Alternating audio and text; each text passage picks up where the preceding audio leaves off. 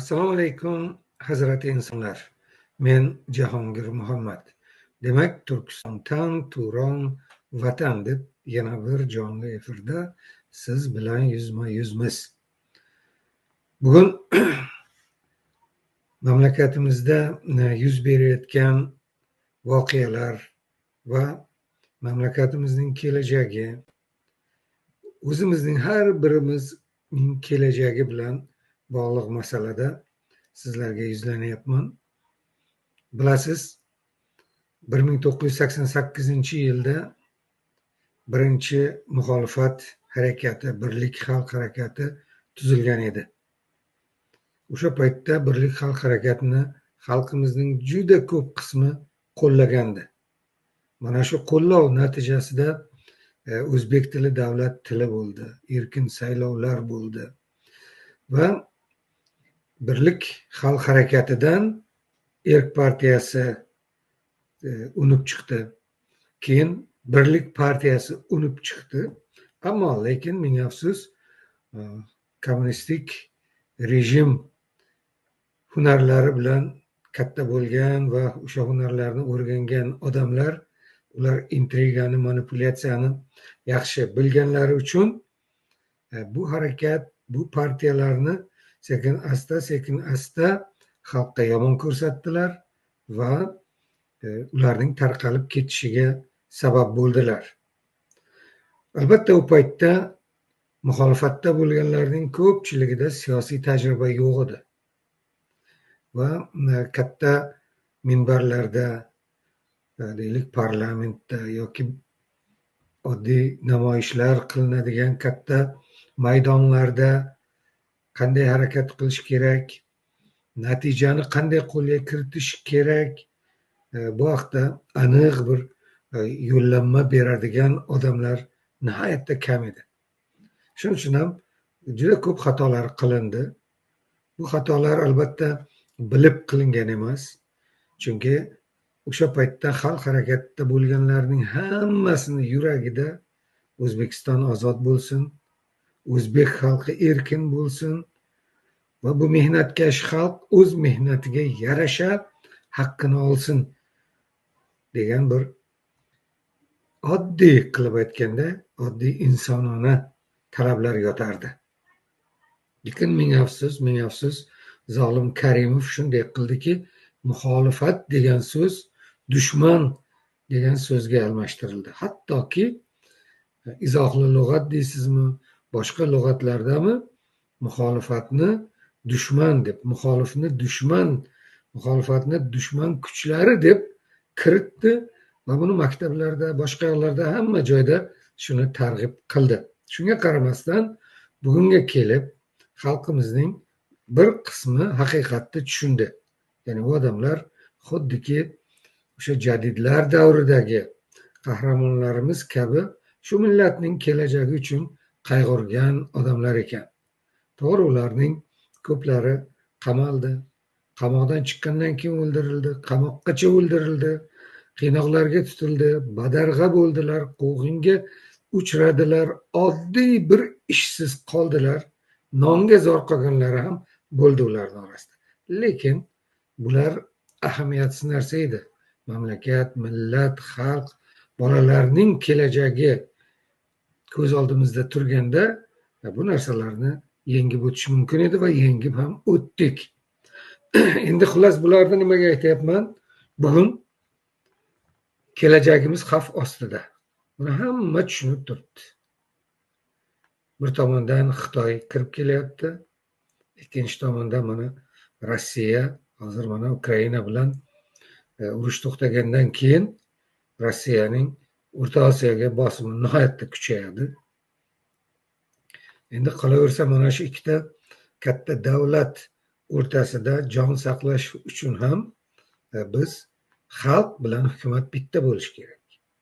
Xalq bilan hukumat bitta bo'lishi uchun hukumat xalqdan chiqishi kerak. Ana shundagina bu mamlakatning kelajagini asrab qolish mumkin. Aks holda Xudo ko'rsatmasin biror voqea bo'lsa, ko'p odam tashlab ketaverishi mumkin. Menga nima? Hokimiyatni tepasida o'tirib mamlakatni talon-taroj qilayotganlar, yer osti, yer usti boyliklarini sotib yuborayotganlar, oilaviy korrupsion sxemalar asosida talonchilik qilayotganlar o'ylasin deyishlari mumkin. Xullas, gapiriladigan gaplar ko'p, ammo bugun endi harakatga o'tish kerak. Harakat payti keldi. Xo'p, bu harakat payti nimadan iborat? Menimcha, o'sha nolga qaytish kerak. 1988-yil noyabrning boshi. Ana shu Dadaxon Hasanovning uyida bo'lgan dastlabki yig'ilishda birlik tuzilgan. Ana shunga qaytish kerak. Xo'p, buni nomini birlik deyish mumkin. Agar birlikchilar, deylik, bugungi birlikchilar bunga xohish bildirsalar, menimcha buni istaydilar. Po'lat Oxunov bor, masalan, birlik rahbarlaridan bugun, yoki O'zbekistonda bir qancha birlikchilar bor, buni Amerikada bor, Fazliddin Yoqubovga o'xshaganlar, bular hammasi shuni istaydilar. Xo'p, birlik yo'q, birlik tarixda qoladi, u alohida bir bo'lsin desa, boshqa bir nom bilan, birlikka o'xshagan bir nom bilan xalq harakatini bugun tuzishimiz kerak. Va bu uning boshida yoshlar tursin. Mana deylik, Asliddin Kamolga o'xshagan shunday fidoyi yigitlar anchagina. Mana shulardan faqat endi buni majburiy qilib sen turasan deyish kerak emas. Xohish ularni o'zidan chiqishi kerak. Ularni o'zi bir lider bo'lib maydonga chiqishlari va o'z so'zlarini aytishlari kerak. Mana shu chiqishimni muhokama qilishsin. Mana shu asosda o'zlari bir nimaga kelsin. Deylik, muxolifat bugun 88-yilda yo'q bo'lgan narsa bugun bizda bor. Muxolifatning oqsoqollari bor. Juda ko'p chig'iriqlardan, qiyinchiliklardan, azoblardan, kaltaklardan, qamoqlardan o'tdilar. Mana bular bor, bular yo'l ko'rsatadilar. Muxolifatning o'sha harakatini tuzsangizlar, mana biz oqsoqollar kengashi o'laroq bir kengash tuzib, sizlarga har qanday yordamni berishimiz mumkin. Masalan, birinchi tomoni mana shu, ikkinchi tomoni mana shunday paytda mamlakatning kelajagi xavf ostiga tushib qolgan bir paytda shaxsiygina qudratlarni, bir-birimizga bo'lgan nima deydi, haligi bir-birimizni ko'ra olmaslik, bir-birimizga nafrat, bir-birimizga deylik dushmanlik, mana shu narsalarni hammasini bir yoqqa yig'ishtirish kerak. O'zbekistondagilar bilan gaplashsangiz, hammasi aytadi, chetdagi sobiq muxolifatchilar, bugungi muxolifatchilar bir-birini yeyish bilan ovora deydi. Va qaysi bir ma'noda ular to'g'ri. Endi shunday ekan, biz bugun bir-birimizni deylik, bugungacha yomon ko'rib kelgan bo'lsak ham to'xtatish kerak. Hammamiz birlashishimiz kerak. Masalan, men bilan deylik, meni kimdadir, mening kimnidir xafa qilgan holatlarim bo'lsa, 1000 martalab kechirim so'rayman. Agar mendan xafa bo'lishsa, mana uzrimni qabul qilishsin. Mana shunday ular ham uzr so'rasa, boshqalar ham qabul qiladi. Bugun hamma birlashadigan kun. Umrimiz mana o'tib ketdi, qayerga kelib yetdik. Har birimiz masalan alohida kanallar ochib, ijtimoiy tarmoqlar ochib gapirib yotibmiz necha yillardan buyon, ammo lekin natija yo'q. Faqat gap, quruq gap. Inqilob deymiz, inqilob bo'lmaydi, inqillab qolamiz. Muxolifat tashkiloti tuzaylik deymiz, O'zbekistonda tuzilsa, hamma unga hujum qilib ketadi. Mana Xidir Alloqulov masalasida ko'rdik.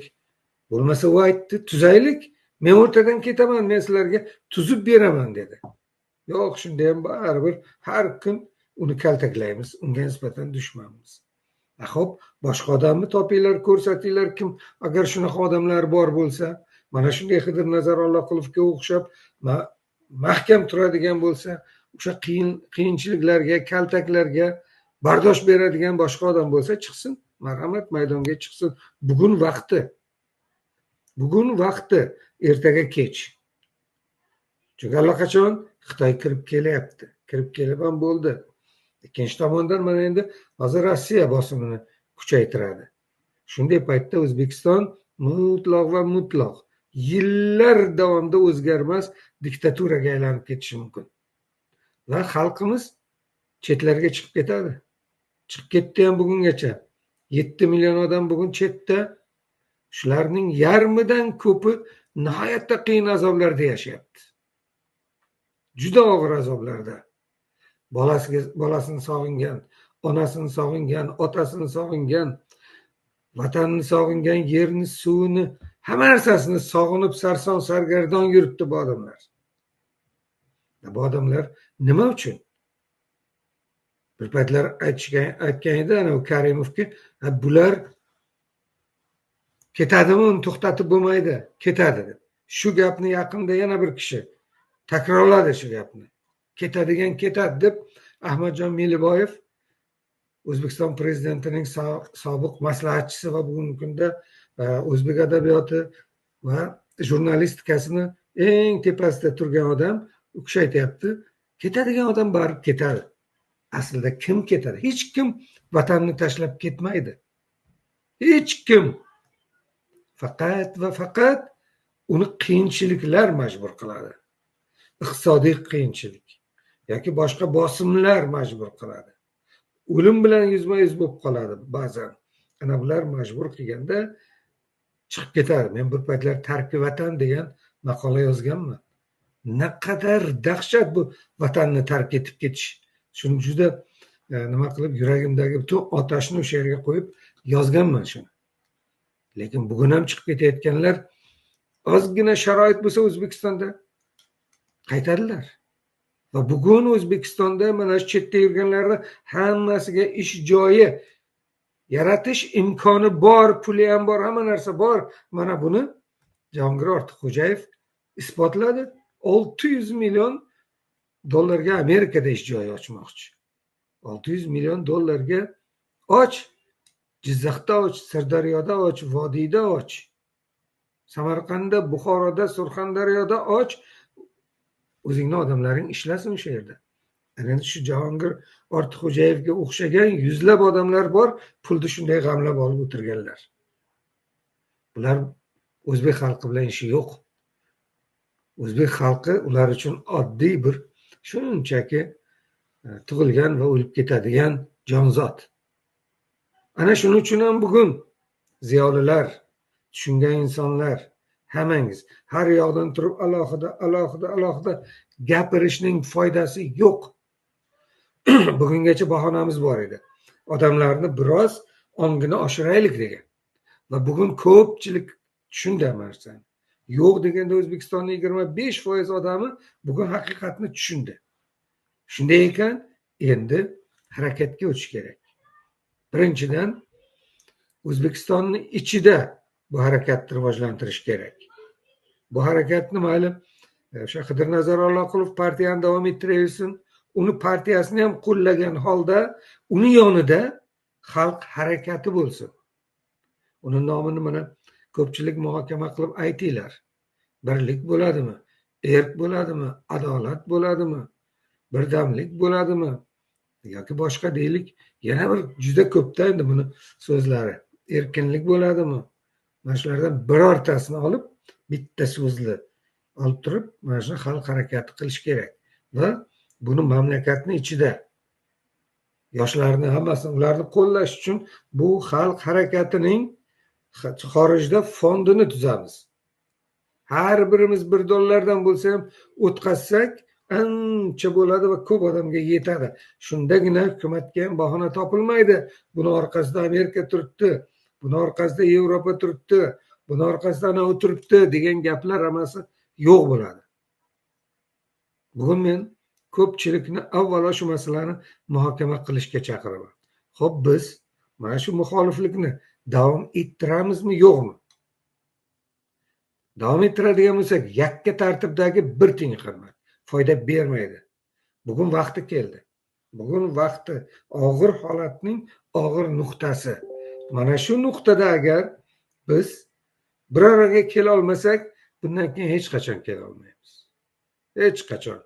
Bugun mana shu ozgina vijdoni qiynalib turganlar, yuragi yonib turganlar, shu millatga, mamlakatga, qiynalayotgan odamlarga rahmi kelayotganlar bo'lsa, mana shu masalani muhokama qilaylik va bir nuqtaga kelaylik.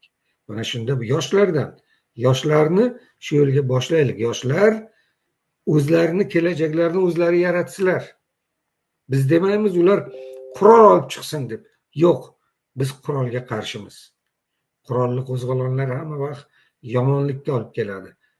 Xalqni qirg'in-barot qilishga olib keladi. Biz tinch yo'l bilan, O'zbekistonda o'rnatilgan qonunlar bilan, O'zbekistondagi konstitutsiya asosida mana shunday bir harakat tuzishimiz kerak.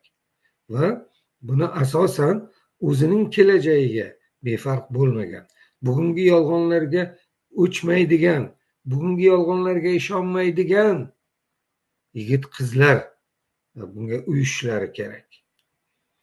To'g'ri, boshida qarshilik bo'ladi, zulm bo'ladi, militsiya, boshqasi, boshqa. Ammo lekin biz qonunlarni buzing deyotganimiz yo'q. Qonuniy tartiblarda bo'lsin. Turli tuman yig'ilishlar, klublar yig'ilishlar qilishyapti, boshqa bo'layapti. Bu yerda ham mana shu asosda deylik, tashqarida birorta lideri bo'lsa, ichkarida harakat. Ichkarida lideri bo'lsa, tashqaridagi odamlar bir-birini qo'llaydigan umumiy bir network bo'lishi kerak. Masalan, bir ijtimoiy platformada doimiy hamma to'planib gapiriladigan, konferensiyalar uyushtiriladigan, mana shu konferensiyalarda masalalarni gaplashadigan odamlar bo'lishi kerak. Buni albatta bugun mana yaxshigina yoshlarimiz bor. Mamlakat ichida ham, mamlakat tashqarisida ham. Men hozir mamlakat ichidagilarni ham bir sanasam, darrov ertaga ularga bosim bo'la boshlaydi. Lekin ularda ham kontaktlari, boshqalari hammasini olib mana shunday bir guruh bo'lish kerak. Men bugun ertaga bitta tashkilot tuzaylik deyotganim yo'q. Muxolif degani bir shaxsning bir harakatlarga, qonunlarga, deylik, hukumatga, qilinayotgan xatoliklarga, o'g'irliklarga, boshqalarga qarshi fikr bildirishi. Muxolifat degani shu odamlarning bir tashkilotga birlashib turib, shu hukumatga, hukumatning xatolariga, boshqasiga munosabat bildirishi va kelgusida kerak bo'lganda saylovlarda qatnashib hokimiyatni qo'lga kiritishidir. Demak, bugun mana harakat payti keldi. Mana shunga men sizlarni muzokaraga chorlayman, muhokamaga chorlayman. Hammalaringizdan fikr eshitishni istayman. Bugun endi boyagidek menga yozib qo'yib, men ham borman degan gaplar emas. Har birimiz chiqib mana shunday ochiq-ochiq fikrimizni aytishimiz kerak. Ochiq-ochiq. Endi mana men panadaman, bolalarim bor, ana yoqda qiynalaman, lekin men bu yoqda nima qilaman, keyin qiynalib qoladi hamma degan gaplarda kerak emas. Shu gaplardan ustun turadigan odamlar to'planishi kerak. Bugungacha muxolifatda bo'lganlari bolalari yo'q edimi? Onalari yo'q edimi? Opalari yo'q edimi? Qiynalganlari yo'q edimi? Ularga qarshi yozilmadimi? Ularga tuhmat qilinmadimi? Qilindi. Lekin baribir yashab kelyapmiz. Demakki, bundan keyin ham bo'ladi. Shularni bo'yniga olish kerak har bir odam. Mana shunday odamlar bo'lsa, to'plansin. Qani to'planaylik. Yo'q bo'lsa shular, demakki, umuman biz o'lganmiz. Hayot o'z yo'liga davom etaveradi. Kutaman sizlardan javoblarni. Sog' bo'linglar, salomat bo'linglar. Men endi bugungi dasturga kelgan savollarni olaman.